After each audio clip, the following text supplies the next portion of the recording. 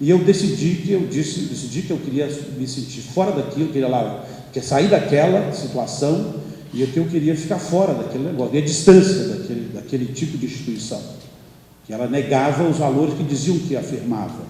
E quando ele disse que, mas ele trabalhava no serviço de informação, do Exército. Quando ele disse que ele ia sair, eles não aceitaram a renúncia dele, a baixa dele. E disseram a ele, então, é o seguinte: o que nós aceitamos é que você dê baixa e vá trabalhar para nós em alguma indústria do estado de São Paulo, como segurança, né, como chefe como segurança. E aí ele disse que ele chegou, onde que ele aceitou, ele disse que naquela circunstância ele falou que dos males o menor, melhor sair fora, pelo menos ele rompeu o vínculo com eles formal e manter o vínculo com eles político, e que ele disse que a partir dessa data ele nunca mais teve paz na vida. Ele passou anos e anos com um carro parado com 2 homens na frente da casa dele. Todas as noites eles botavam ininterruptamente um carro com 2 homens, né, do serviço de informação na frente da casa dele, tipo assim, para dizer: nós estamos de olho em você, anos a fim. E que ele tinha que fazer um trabalho, que se eu mandar ele para Cobras, ele tinha que fazer um trabalho que era de vigilância. E aí ele me falou: Durval, então eu tenho que pedir uma desculpa, eu te devo desculpas, Durval. Eu quero pedir desculpas a você, porque como nós desconfiamos de você depois de um certo tempo, né, pelo seu jeito, enfim, como você conversava, movimentava na fábrica, etc., a gente sabia que você era meio agitador. Nós precisávamos de provas. Então, periodicamente, eu tinha que fazer uma varredura no seu armário. Todo mundo na fábrica, todos nós temos um armário. Quem que trabalha em fábrica não sabe disso. Todos nós temos um armário pessoal, onde você troca a roupa, bota suas coisas pessoais, veste a roupa, veste o macacão da fábrica e vai para a produção. No final você toma um banho, bota a roupa de novo, pega suas coisas. Então tinha um armário na Cobras, e ele disse que tinha que olhar meu armário periodicamente.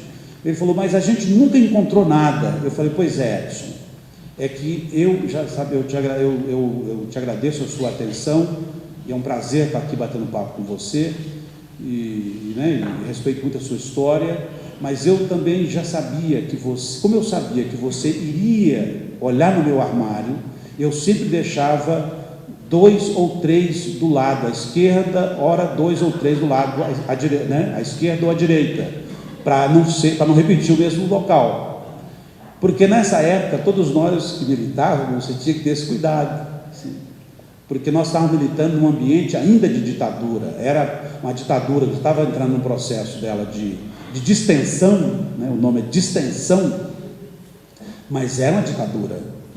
Essa distensão poderia ter uma parada em qualquer momento, podia interromper em algum momento e eles retomarem novamente. Claro que não fizeram isso porque não puderam, não é que não quiseram, não puderam. Todos nós que lemos a história da humanidade, a história do mundo por aí, né, nós sabemos que houve ditaduras que duram 50 anos. Salazar ficou 50 anos no poder em Portugal, Franco ficou 35, né, na Espanha, por exemplo, né? E agora, esses recentes agora, o ditador do Egito, o Mubarak, ficou 42 anos, por exemplo. Isso não é passado, isso é presente, né? Isso é presente. Então eu queria voltar aqui à história dos metalúrgicos, ou seja, nós metalúrgicos, como nós tínhamos essa memória de movimentos, sobretudo a partir da greve de 68, né, na Cobras de Osasco, e também lá em Betim, também lá em Contagem, em Minas Gerais. Então, os metalúrgicos eram muito visados, com uma categoria potencial mobilizadora e de perda de controle. Claro, e de fato eles tinham razão, né? Porque não é à toa que essa categoria produz um presidente do Brasil. Os caras não conseguiram controlar. Quem olhava em 78, por exemplo, me lembro que a revista Veja e outras revistas davam Lula na capa. Lula é capa de revista. E eles adoravam. Lula, aliás, sempre fala disso, tirando sarro na cara deles. Eu dizia que odiava e os caras aplaudiam, né? A elite tinha orgasmos, a elite paulista, porque o Lula dizia que odiava política, mas quando ele, até que quando dava a ele muita publicidade, até aqui, viram que o Lula começou a falar de partido e fundar um partido, claro, aí virou demônio, né? Teve que pegou a cadeia e, né, assim, a lei de segurança nacional, o processo, enfim, e aí a história todos nós conhecemos. Bom, então os metalúrgicos de Campinas, como o Brasil, nós sofremos um golpe político importante, que foi o fato da ditadura ter conseguido fazer ruptura da memória.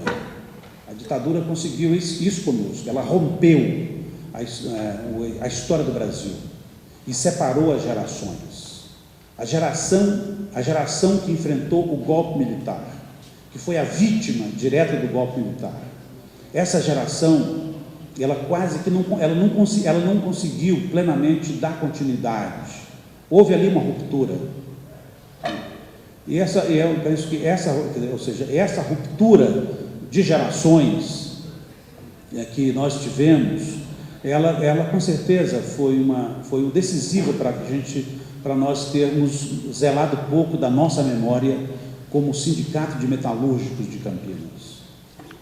Como que nós tínhamos que ter ido mais, falando autocriticamente, nós tínhamos que ter conversado mais com Juracy Beck. Nós tínhamos que ter conversado mais com eles, procurado mais esses companheiros, para a gente trocar ideia, trocar informação, para ouvir eles, para escutar eles, né? Independente de nós estarmos de acordo ou não, nós tínhamos que escutar essas pessoas que vieram antes da nossa. Quer dizer, a minha geração, que é do Eliezer, à frente desse sindicato, e da Amélia, a nossa querida Amélia lá atrás, que eu estou vendo lá atrás, ao lado do Antônio, nossa querida Amélia, né, Amélia? Nossa geração, nós éramos um bando de meninas e meninos, né, Amélia? A gente era muito jovem. Nós, como eu estava dizendo aqui, minha situação, estava chegando da zona rural, né, do Paraná, do norte de Minas, Paraná, Campinas, São Paulo. Então, o Eliezer chegando do Paraná também, e a gente estava vindo do interior, né? Então nós não tínhamos nem conhecimento físico dessas pessoas. Eu me lembro porque não havia muito espaço para a gente conversar naquela época, porque nós estávamos diante de um terror de Estado. Ou seja, eles criavam um clima de terrorismo sobre nós muito forte. Então nós não podíamos conversar de política com ninguém que você não era amigo pessoal, que você não conhecesse bem, porque você podia estar conversando com agente das Forças Armadas, com agente do Serviço de Informação. Você podia ser preso e nunca mais a sua família ia te ver, né? Era a forma que eles espalhavam esse terror, e era assim que eles faziam, né? Era proibido o direito de reunião.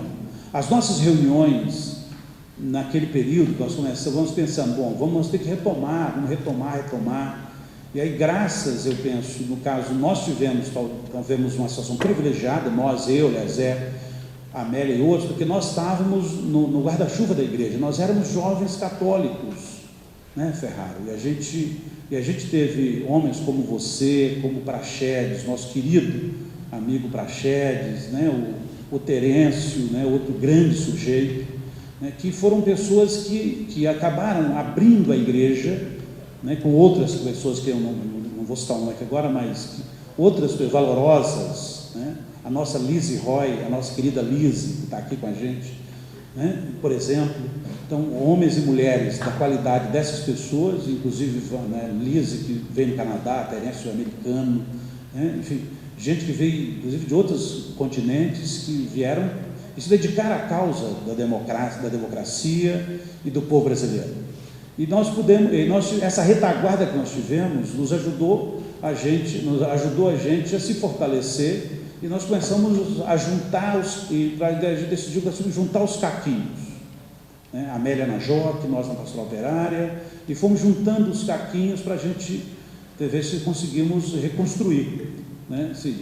Aí, claro, nessa reconstrução a gente vai conhecendo mais companheiros, né? E depois eu conheço o Geraldo dos bancários, Para mim, você é um professor, Geraldo. Aquelas conversas que teve comigo lá atrás, porque você é um pouquinho mais velho que eu, então qualquer 5 anos ou mais, ou 10 anos a mais ali para nós, era fundamental encostar nos caras para ficar ouvindo, isso, ouvir alguma coisa, para a gente tentar extrair algum ensinamento, alguma experiência, porque na nossa vanguarda metalúrgica, os caras tinham dizimado, e a gente tinha nós tivemos pouca possibilidade, excetuando o Mané, o nosso querido Mané de Alcântara, que era essa figura, que sempre muito atenciosa, sempre muito acolhedor, sempre muito cuidadoso e respeitoso conosco. Mané foi também, para mim, um professor de saudosa memória, Mané de Alcântara. Então, com isso nós começamos a fazer reuniões que nós fazíamos nos espaços da igreja, porque o espaço da igreja era como se fosse uma continuidade do Vaticano, né, que era um Estado independente, um Estado autônomo, né? Então nós tínhamos mais segurança, porque nós íamos lá e dizíamos, nós estamos fazendo uma celebração. Então quantas vezes, imagino que, né, a Amélia e outros companheiros, Gerardo, ali da Singer, reunindo na catedral, eram, portanto, jovens religiosos católicos que iam lá rezar. E rezar nada, a gente ia lá para conspirar, rezar o melhor dos evangelhos, segundo a nossa consciência, a nossa percepção de tradição religiosa. Nosso evangelho era na verdade fazer aquilo modestamente que o nosso líder maior tinha feito, que foi enfrentar a ditadura e os opressores da sua época, né? Nós estávamos tentando ali talvez ser um pouco cristãos, né? Ser melhores, e então nós íamos fazer isso. Aí de repente nós conseguimos lá na rua Sacramento, lá embaixo, perto da Rosimbo Maia, um seminário, né, que nós tínhamos ali, acho que o Padre Guedes, uns caras, muita gente boa, que abriram lá para a gente conversar, né? O Capeta também era desse, ele via metido nessas reuniõezinhas, assim, a gente ia reunir local, a gente ia para reuniões, né, que não podia divulgar o local, a gente tinha que pegar uma pessoa num canto e levar para a reunião. Então é um período que você não podia ir para a reunião de uma vez só.